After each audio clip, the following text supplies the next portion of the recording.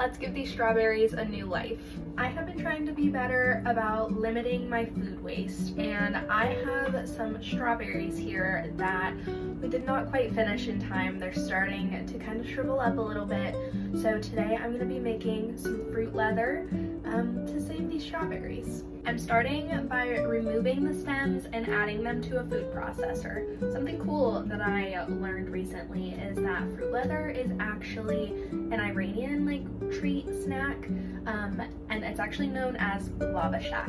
So today I guess technically we're making lava shack, but you may know it as fruit leather. Okay, I've removed the stems from all of the strawberries. I have them in my food processor, and now I'm just going to puree them until they're smooth.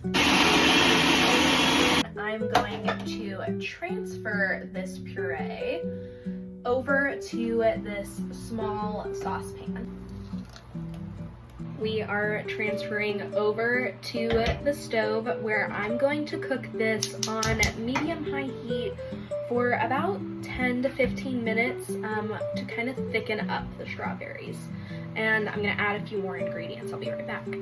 I don't have any lemons right now, but I do have lime juice, so I'm going to be adding a tablespoon of lime juice just for some acidity. I'm then gonna add 1 tablespoon of honey, but a hack I have for making measuring out honey a lot easier is to pour a little bit of oil in your measuring cup and then swirl that around, dump out the excess oil, and that will ensure that the honey slides out super easy. You don't have to do any scraping or lose any of that extra honey that gets stuck in the teaspoon or the cup. I'm gonna give this a good stir and then allow it to continue to cook down. Our strawberries have cooked down. I've lined a baking tray with parchment paper.